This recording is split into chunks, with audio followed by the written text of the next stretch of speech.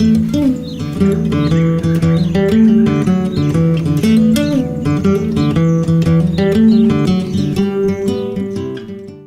yeah, my name's Tristan Knowles. I work with a group called Economists at Large. We're a consulting company based in Melbourne. We do a lot of work with conservation NGOs and community groups, looking at a range of issues, forestry, mining, industry analysis and things like that.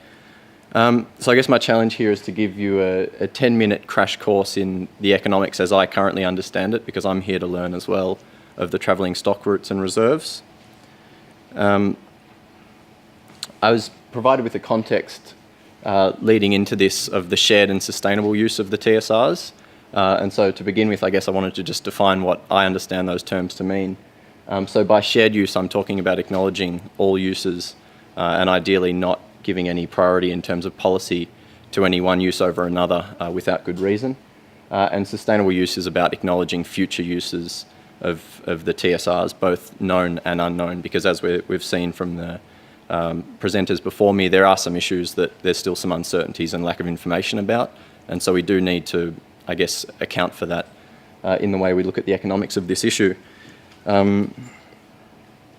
So why I think economics is important here and can contribute to the discussion today is that economics can provide a strong argument for the protection of TSRs. So if there's no value on something in a discussion, we're placing a value of $0 on that resource, and it's a bit like the saying what's measured is managed, or in this case what's not measured isn't managed, and that's a potential risk with the TSRs if we don't look at the holistic value of this network.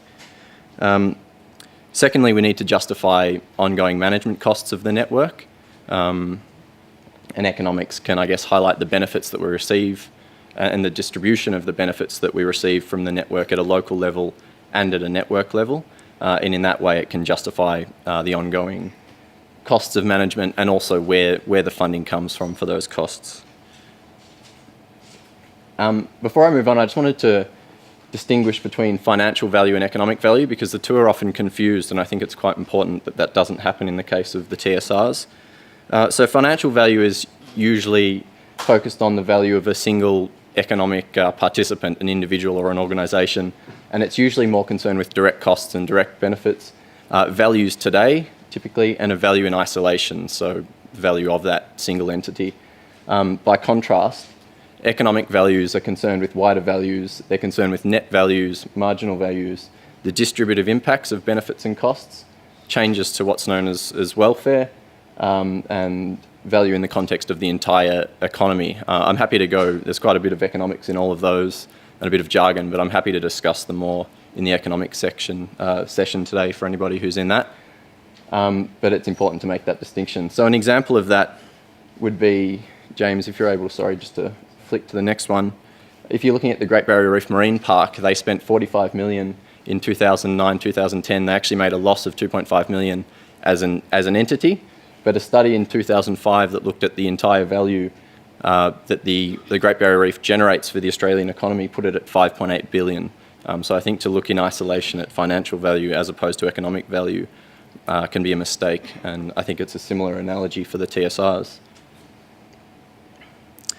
So I've spent a bit of time on sort of a preamble and introduction here and probably flown over quite a few issues here that, as I said, I'm willing to go into more detail in the economics session when we have more time. But basically a framework that I would be looking at for valuing the TSRs is what's known as total economic value. And I do want to make the distinction between total economic value and total value. So total economic value typically deals with sort of the human-centric values, not necessarily the values that other species place on having somewhere to, get their nectar and those sort of things. So it's human-focused by nature, it's economics. You've got benefits and costs under that framework, each of which can be disaggregated into different types of benefits and costs. And the reason for doing that is just to make sure that you do cover the shared use of the resource and the sustainable use of the resource. And again, I can explain how each of those do that in the session, but effectively direct costs and direct benefits are usually at a local level in terms of industry and production values, tourism, things like that. And then as you shift across indirect use, are your things like ecosystem services that can be a bit harder to quantify. Option values are the values we place on the ability to receive benefits from TSRs in the future. So it might be in time, like in their traditional droving use, in a time of an extreme weather event, or it might be an unknown future use that we're not using the TSRs for yet. Non-use is just the existence and heritage and bequest values that we place on the travelling stock routes. On the cost side, we have direct costs, which are management costs, indirect costs, which are impacts on other industries as a result of having the TSRs there, and opportunity cost is the opportunity cost of using the TSRs as TSRs and not for some other purpose. So the values that I was provided by Grassroots and the MPA New South Wales in looking at the TSRs shown on this diagram here, we don't really have time to go into them, but again, we can discuss them more in the economics session today. But basically what you do is you need to look at each individual TSR, then groups of connected TSRs, and then the entire TSR network, and try and assign values from this chart here, if you just click on the next one there, James, to the total economic value framework. And I hope you're with me. I'm trying to cover a lot in a short amount of time. But basically, by assigning the values on the left there in that chart to the total economic value framework on the right, that then gives us different techniques to value the various uses, because there's different approaches to value them. So to give you a quick example, agriculture and industry would typically be valued through, say, value of production, so how much stock you might be running on the TSRs and what that means in terms of output, or tourism, how much tourism occurs to a particular TSR. On the cost side, you've got management costs, which is your typical management costs, and I think that's been estimated at about 9 million in 2006, if I'm not mistaken. So let me just see where we're up to.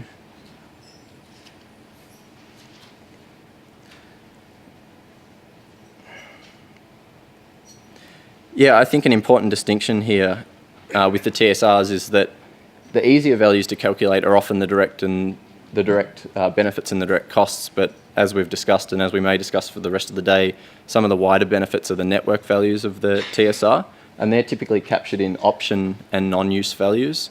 An example of non-use values, because they're heritage or biodiversity values, there's typically not as much economic activity around those, so sometimes economic valuation can be biased against those sort of uses when they are potentially what the community values most.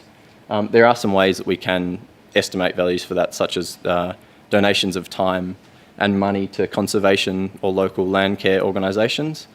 And you've also got survey methods where you can just survey landholders and say, do you value having this land here, and what would you be willing to pay to keep it as opposed to getting rid of it? On the cost side, just to give you an example of, say, an opportunity cost and what that means, the opportunity cost to the state of maintaining the TSRs is effectively the land sale value of those TSRs. So the idea of the total economic value framework is that you get as many values both on the benefits and the cost side as possible, and that gives you a broad picture of the value of the travelling stock routes rather than narrowing in on one particular area. So to do this in practicality would mean looking at an individual level and working out the direct costs and benefits of each TSR, but then scaling up also to connected groups of TSRs or TSRs in a region, and then scaling up again to a state level and looking at the entire network. The reason for doing this is that the benefits and costs, there's the issue that we touched on earlier of distributive impacts. So benefits and costs can accrue to different stakeholders in the community, and to account for that, it's important that we look at local uses, local benefits, local costs, and then wider benefits, local and wider costs. And that can inform funding arrangements for how you might go forward with ongoing management of the TSRs. So the practicality of this that I've sort of suggested and keen to discuss it with everybody today is that you'd begin with a pilot study, because it is quite a complex task to undertake. So we'd begin with a pilot study looking at about 3 to 5 TSRs that ideally represent the larger network or the diversity of it as much as possible, just to give us an idea of the practicalities of getting all these values and working out what the issues are. From there, we could either do something where we estimate the value of the wider network based on the values we gathered in the pilot study, or we could actually scale it up and look at more TSRs in the network, and in that way start to look at the total value of the network. I might be under time, but I wasn't sure how long this would all take. So I think the risk of doing this, as I said, is that the easier values to calculate are the direct values, but they may not be the most relevant. So you need to be mindful of the total economic value framework and making sure we're covering off all the different categories of benefits and costs. There's some other issues here that I guess are a little bit more complicated, but very relevant to the travelling stock routes and have been touched on by previous presenters. Issues of the sum being bigger than the parts. And again, this is an issue of the network values, which are harder to quantify using economic tools, possibly being overlooked in favour of the individual values of each TSR. There's issues of thresholds and non-linearity. So since it's an ecosystem, you might, another way of looking at this is death by 1,000 cuts. So we might not notice if each individual TSR is lost, but at some point those connectivity benefits will be lost. And that's when you get a significant drop-off in value. That's something to consider. There's institutional issues, and there still seems to be a large information gap here. So those are hopefully things we can talk about more in the session. I think economics has a role to play here, but I think, as I said, it's important that we do an economic analysis and not just a narrow financial analysis of the TSRs. And as I said, also, economics is by nature human-focused, so it may not ever approximate the intrinsic value of the travelling stock routes, but we can do our best, and it's a starting point, starting with the pilot study and then scaling up. So thank you for your time. We can take some questions now if we have time, or we can chat more in the session.